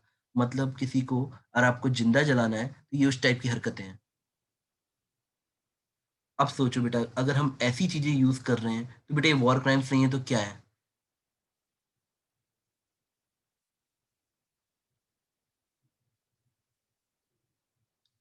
एक तरीके से उन्होंने जो अपने वॉर वेपन्स हैं, जो बायोलॉजिकल या इस टाइप के केमिकल वॉर वेपन्स हैं, उनको वहां पे टेस्ट किया वियतनाम में कि चलो मार के देखते हैं कैसा होता है। अब बेटा आप खुद समझो कि इतनी चीजों के बाद भी वर्ल्ड में अमेरिका के अगेंस्ट में फुल्ली कोई नहीं गया, सब मजा, लेकिन अखबार were very critical of US कि भाई अगर वहां पे वियतनामी अपनी फ्रीडम फाइटिंग कर रहे हैं तो you should not go and stop them. But, और मैं एग्जांपल के लिए ये डायग्राम बेटा बहुत बढ़िया है, जस्ट सी दिस डायग्राम, आपको थोड़ा सा समझ आएगा कि लोकल लोगों की फीलिंग कैसी थी।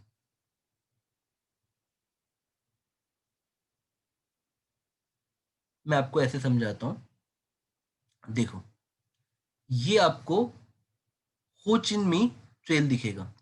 अब आप सोचो कि सर ये ट्रेल का मतलब क्या है, ये क्या कर रहे हैं। बेटा ये नेटवर्क है रोड्स की, this is a network of roads जो सप्लाई करती है लोकल गवर्नमेंट को।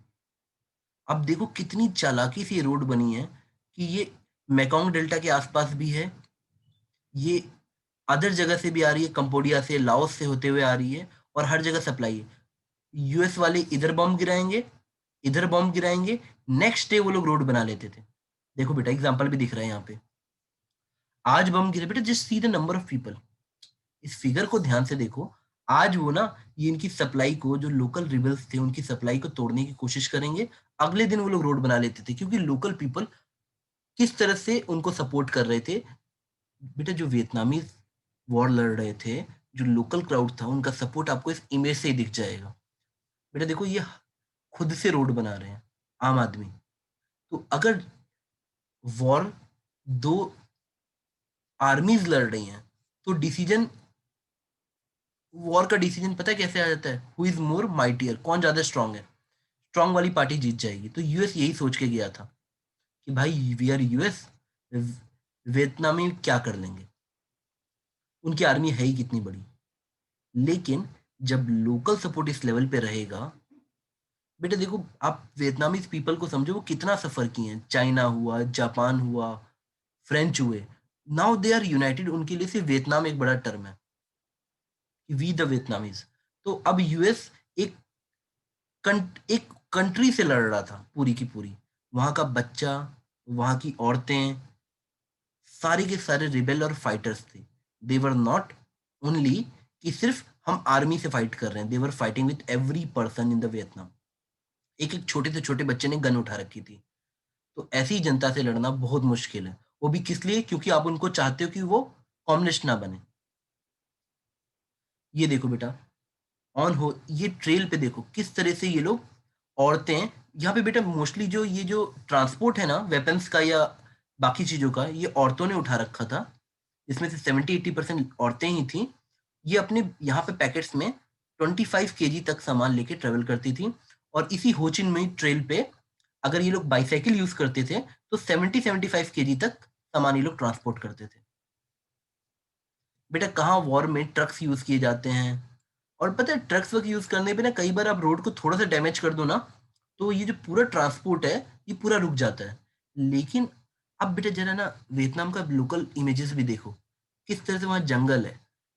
बेटा यूएस की जितनी दिमाग लगाना है ना, वो टेक्नोलॉजी वाइज लगा सकते हैं। लेकिन जब ऐसा लोकल टेरेन हो, तब आपको लोकल रास्ते ही पता होने चाहिए। और यही फायदा इन लोग को हुआ कि लोकल पीपल इनकी हमेशा सपोर्ट करते थे, अगर कुछ भी गड़बड़ होती थी। बेटा देखो, मैं आपको एक चीज समझाता हूँ। इंडिया में भी भारत माता की जो इमेज बनाई गई थी, वो इसलिए बनाई गई थी, हम लोग को ना किसी तरह से एक प्राउड चाहिए था कि we were Indians, we are Indians. और हमको एक खुद का सेल्फ प्राउड चाहिए। और वही वियतनामीज भी सर्च कर रहे थे। तो आप जब फाइनली देखे ना बेटा, देखो, जब वियतनाम वॉर खत्म हुई, यूएस ने आखिरी में डिफीट तो नहीं बोलूंगा, उन्होंने ये माना कि we can't win this war, we can't win, हम लोग जीत नहीं सकते। और आखिरी में पेरिस पीस ट्रीटी हुई, और दे रिट्रीव्ड कि भाई अब हम लोग यहाँ से वापस जाएंगे, अब हम वॉर नहीं लड़ पाएंगे। और फाइनली ये कम्युनिस्ट गवर्नमेंट सेटअप हुई। अब इसके बाद आपको देखना होता है कि क्या वॉर सिर्फ फाइटर्स ने लड़ी, या किसने वॉर लड़ी, क्या मैसेज था। तो हमने ये पाया कि the war has many thing to teach us. इसमें एक चीज हमें समझ आई कि लड़कियों का रोल बहुत ज्यादा था, हद से ज्यादा था बेटा। आप ये सोचो कि वहां पे ड्यूरिंग दिस वॉर एक इमेज लोकल लेवल ने लोकल लेवल पे ये इमेज सर्कुलेट होती थी। अब ये सर्कुलेट क्यों करते हैं, जरा समझो, इसका बैकग्राउंड समझो। बेटा यहाँ देखो, वो एक लड़की है जो फाइट कर रही है, मतलब she is a some kind of women जो फाइटर है। लड़कियों को वैसे नहीं दिखाया गया। बेटा पहले आप थोड़ा बैकग्राउंड समझो। अभी भी वियतनाम में जो लड़कियों को जो फ्रीडम मिली थी, वो चाइना से ज्यादा थी। लेकिन बेटे, जब लड़कियों की मैं फ्रीडम की बात कर रहा हूँ, तो मैं जेंडर इक्वलिटी की बात कर रहा हूँ, लड़के लड़कियों को कैसे इक्वल तरीके से देखा गया। चाइना से अच्छी कंडीशन थी, लेकिन ओवरऑल खराब कंडीशन थी। बेटा देखो, लड़कियों का जो स्टैंड है वो चाइना से बेटर है, लेकिन ओवरऑल अभी भी लड़कियों को उतनी चीजें नहीं मिली हैं कि जैसे वियतनाम के उस समय की बात कर रहा हूँ बेटा, कि जैसे वो कह सकें कि हाँ, लड़के लड़की बराबर हैं। तो इसलिए ये इमेजेस और सर्कुलेट की जा रही थी, जिसमें एक लड़की को दिखाया गया है। अब मैं इसका मतलब समझाता हूँ बेटा, इस इमेज का। ये इमेज ऑफ ट्राई आउ, और इसको क्यों वर्शिप कराया गया, इसको क्यों सर्कुलेट किया गया, क्योंकि ये स्टोरी थी पुरानी कि कैसे चाइनीज डोमिनेशन के अगेंस्ट में एक ट्रंक सिस्टर थी, जो अंत तक लड़ती रहीं, लड़ती रहीं, लड़ती रहीं। और आखिरी में भी उन्होंने आत्महत्या कर ली, पर हार नहीं मानी। दे नेवर बिकेम, मतलब वो अंडर चाइनीज नहीं गई। तो एक तरह से ये उनकी पास्ट की हीरो थी। बेटा पता है हर लोग अपने पास्ट में, हम लोग भी अभी भी इंडियंस अपने पास्ट में हीरोइज्म खोजते हैं, और हर कल्चर के पास ये एक तरह से सेल्फ प्राउड फील होता है कि हम पास्ट को हम ग्लोरीफाई करते हैं बेटा। वहां पे भी वैसा ही चल रहा था, जैसे वॉर चल रही थी। देखो बेटा, इन 1913 nationalist Fai Bin Chao wrote a play based on the lives of Trunk sisters who had fought against Chinese domination in 39 to 40 CE. In this play, he depicted the sisters as a patriot fighting to save Vietnamese. मतलब कुल मिला के समझो, ना वो Chinese के under में थे, ना वो फ्रेंच के अंडर में थे, ना वो यूएस के अंडर में आना चाहते थे, ना जापान के अंडर में आना चाहते थे। They just wanted to became Vietnamese. The actual reason for revolt is a matter of debate among scholars, but जो भी है, कुल मिला के वो जो ये जो ट्रंक सिस्टर्स हैं, इनको एक आइडियलाइज्ड और ग्लोरीफाई किया गया। और इस तरह से आप सोचो कि 30,000 registered the Chinese for 2 years। बेटे जैसे इंडिया में कलिंगा वॉर है ना, उसी तरह से थोड़ा सा सोचो कि 30,000 लोगों ने पूरी चाइनीज सेना को रोक रखा। नहीं सॉरी, 30,000, हाँ 30,000 लोगों ने पूरी चाइनीज सेना को रोक रखा था, और आखिरी में दे कमिटेड सुसाइड बट सरेंडर नहीं किया। और बेटा इंडिया में क्या हर जगह हम लोग ऐसे ही ग्लोरीफाई करते हैं पास्ट को, जिससे एक नेशनल प्राउड फील हो। अब इससे ना बेटा आप सोचो ना कि एक इस स्टोरी को, प्ले को इतना प्रमोट किया गया कि एक बुक प्ले बन गई। बेटा पहले के जमाने में नाटक होते थे या प्ले कहते थे जिनको, उनके थ्रू अवेयरनेस फैलाई जाती थी छोटे छोटे लोकल इवेंट्स में। तो अब अगर आप ये स्टोरीज की तरफ, प्ले की तरफ देखोगे इसको, कि एक लोकल कितनी प्राइड है कि वो पूरी चाइनीज सेना से लड़ गई, 30,000 लोग इकट्ठा करके। तो वही मैसेज पूरे वॉर टाइम में एक नॉर्मल बच्चियों को गया कि चलो हम भी फाइट करेंगे, और उन्होंने ऐसा ही किया बेटा। The fight they gave to French, to Japan as well as to America was marvellous. अगर आप कुछ ही वर्ल्ड की ऐसी फाइटिंग उठा सकते हो जिसमें लड़कियों ने वेपन्स उठाए हैं प्रॉपर तरीके से, तो ये एक तरीके से आप ये इमेज देख के देखो बेटा, आपको एक थोड़ा सा आइडिया चलेगा। With a gun in one hand. अब सोचो कि वो लोग कैसे ग्लोरीफाई कर रहे थे कि एक लड़की ने अकेले रेप्यूट टू हैव शॉट एक पूरे प्लेन को गिरा दिया सिर्फ 20 बुलेट मार के।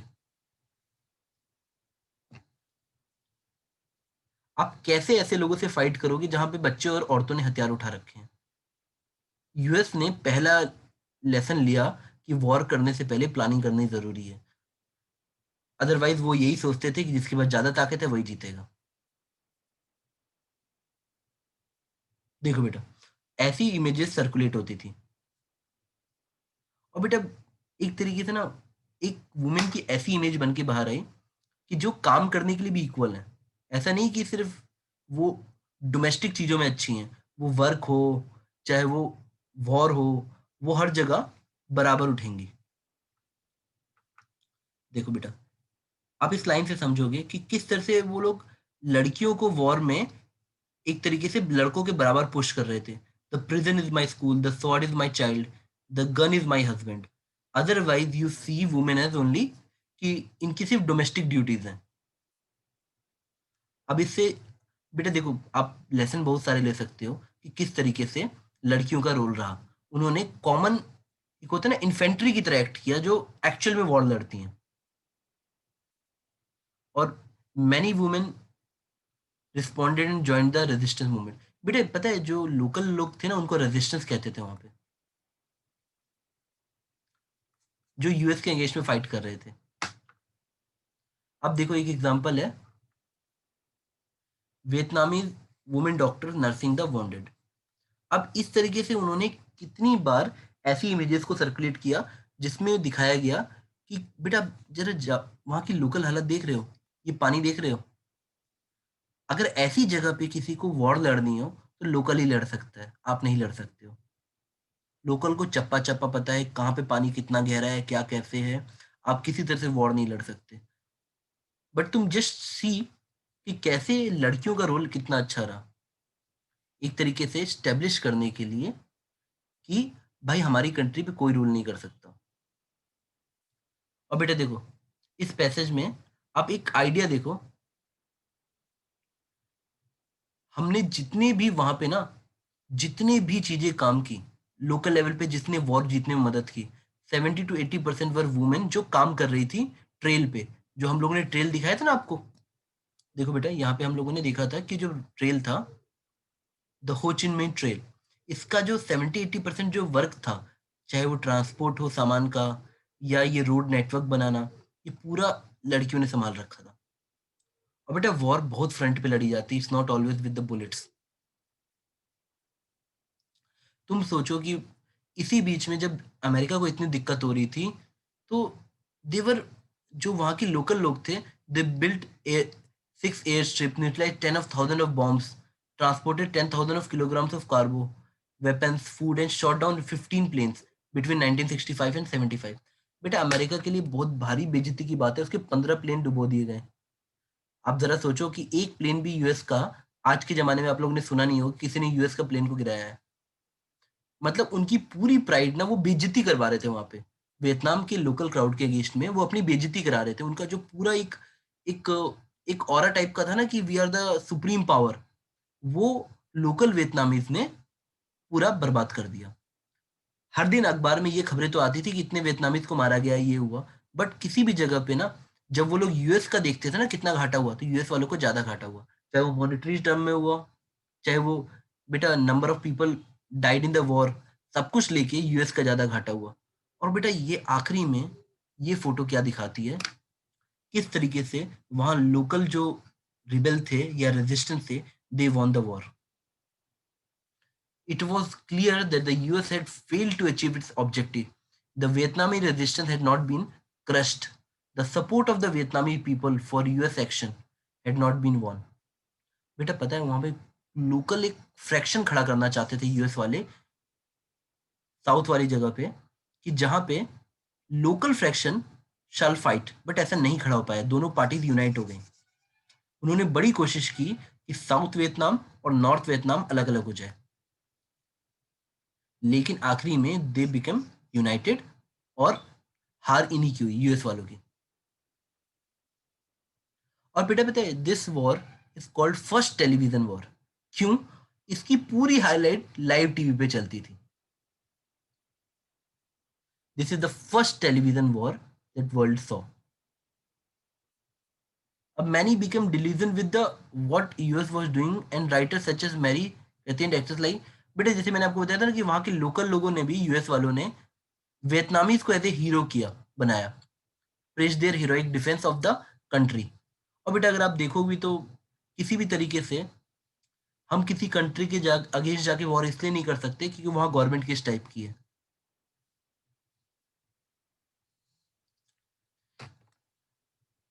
जितने भी स्कॉलर्स थे वर्ल्ड वाइड, उन्होंने वियतनाम को ही सपोर्ट किया कि वियतनामी इधर फाइटिंग, क्योंकि कोई लॉजिक ही नहीं था यूएस का इस तरीके से पहले फ्रेंच को सपोर्ट करना कॉलोनी बनाने के लिए, मतलब कॉलोनी को रिगेन करने के लिए, और बाद में वॉर लड़ने के लिए कि वियतनाम में जाके वो लोग, कोई भी लॉजिक नहीं था बेटा।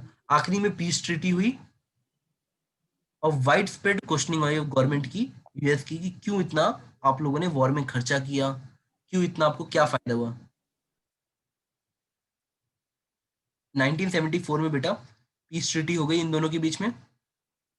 This ended the conflict with the US, but fighting between the, थोड़ा सा एक साइगोन रीजन और एनएलएफ कंटिन्यूड रहा। बेटा ये वही रीजन है कि यहाँ और यहाँ में थोड़ी सी फाइटिंग चलती रही, आखिरी में ये भी यूनाइट हो गया, हल्का सा, हल्की सी फाइटिंग चल रही थी, लेकिन वो बाद में यूनाइट हो गए। देखो, the NLF occupied the president, NLF बेटा यहाँ पे था और साइगोन यहाँ, सोच लो, आखिरी में इसने इस पे कब्जा कर लिया और पूरी पूरी तरह से वियतनाम को यूनाइट कर दिया गया।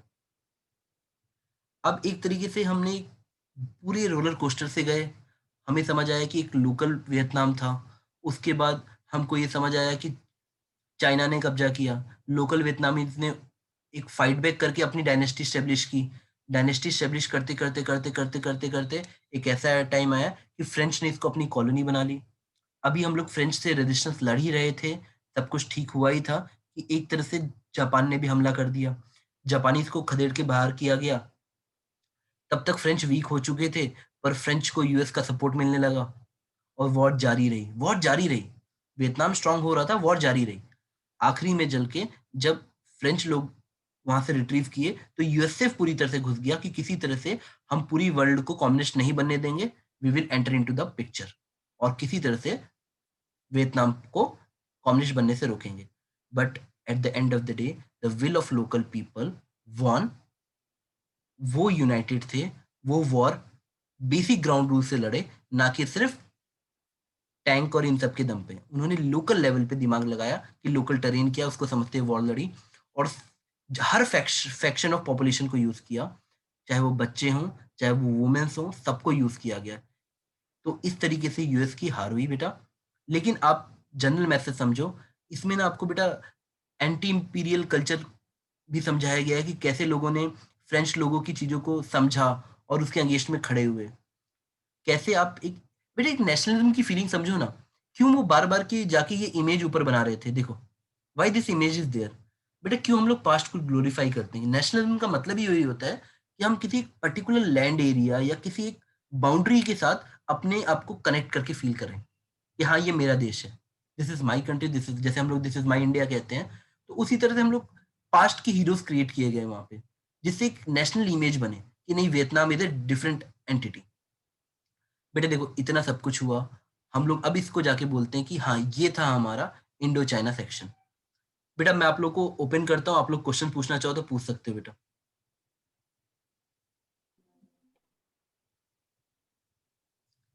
और पता है बेटा इस चैप्टर में ना रियलिटी में क्या है ना, जो बातें हम खुल बोल सकते हैं, इंडिया के लिए अगर हम ऐसा बनाते हैं ना एक चैप्टर, तो हमको भी अच्छा नहीं लगता पढ़ने में, कि कैसे अ, ब्रिटिशर्स ने हम पे कॉलोनियल चीज़ें प्रेशर डाली। हम लोगों ने बड़ी अच्छी-अच्छी चीज़ें डाल रखी हैं एनसीईआरटी में। बट अगर हम वियतनाम वियतनाम का एग्ज़ाम्पल लेके पढ़ाएँ कि कैसे हेयर कट तक के लिए हम लोग उन लोग को बोला जाता था कि हेयर कट ऐसा रखो, फ्रेंच ही चीज़ें पढ़ो, फ्रेंच चीज़ को ग्लोरीफाई किया जाता था। तो आप इससे भी कनेक्ट कर सकते हो कि इंडिया भी ये सब चीज़ें झेला होगा। हम काफ़ी चीज़ें ओमिट कर देते हैं पढ़ाने के लिए। एनसीईआरटीज़ कभी भी ऐसा हमको नहीं पढ़ाते हैं कि जिसमें ये दिखाया जाए कि किसी तरह ब्रिटिशर्स ने हम पे इतना बुरी तरह से अत्याचार किया। बेटा हमको पढ़ के भी अच्छा नहीं लगेगा। लेकिन हम उसको वही चीज़ वियतनामीज़ कॉन्टेक्स्ट में पढ़ा पा रहे हैं। बेटा आप लोगों को कोई कोई क्वेश्चन पूछना है?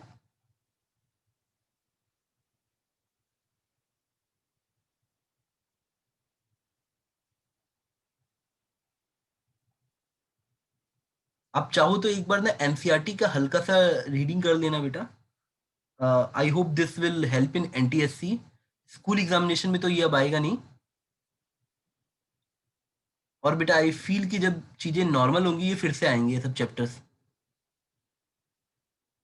अब आप पढ़ोगे ना यू विल फ़ील समथिंग। हाँ बेटा मैं चैट्स पढ़ पा रहा हूँ, अगर आपको लोग चैट्स भेज रहे हो तो चैट भेज लो। हाँ, हाँ। आई नो बेटा। हाँ, मैं आप लोग के साथ बेटा ये चैप्टर अच्छा है, ये आपको ना वर्ल्ड ज्योग्राफी आपको एक अप्रोच भी समझाएगा। इट्स नॉट अबाउट ओनली कि ये वॉर के बारे में है, ये आपको बहुत मो सब कुछ समझाएगा बेटा। ये चैप्टर अच्छा है, अगर आप सोच पाओ तो। मैं आप लोगों से इसकी पीडीएफ हाँ, मैं आप लोग को इस पे एक टेस्ट भी देता हूँ। बेटा मैं सारे चैट्स पढ़ रहा हूँ आप लोगों के। मैं आपको इसका पीडीएफ भी शेयर करता हूँ। I will share the video also और मैं आज के आज इस पे एक टेस्ट बना के फ्लोट कर दूँगा जिसमें मैं 5-6 दिन का टाइम दूँगा। आप अपने हिसाब से वो टेस्ट दे देना बेटा। ठीक है बेटा? मैं लेक्चर क्लोज़ करूँ फिर? Yes, sir. Thank you, sir. Welcome all बेटा, वेलकम ऑल। मैं बेटा बंद करता हूँ इसको। Thank you, sir. Thank you, sir. हाँ, वेलकम बेटा, वेलकम। Sir. हाँ, welcome. Thank you, sir. Welcome बेटा। Thank you, sir. वेलकम बेटा।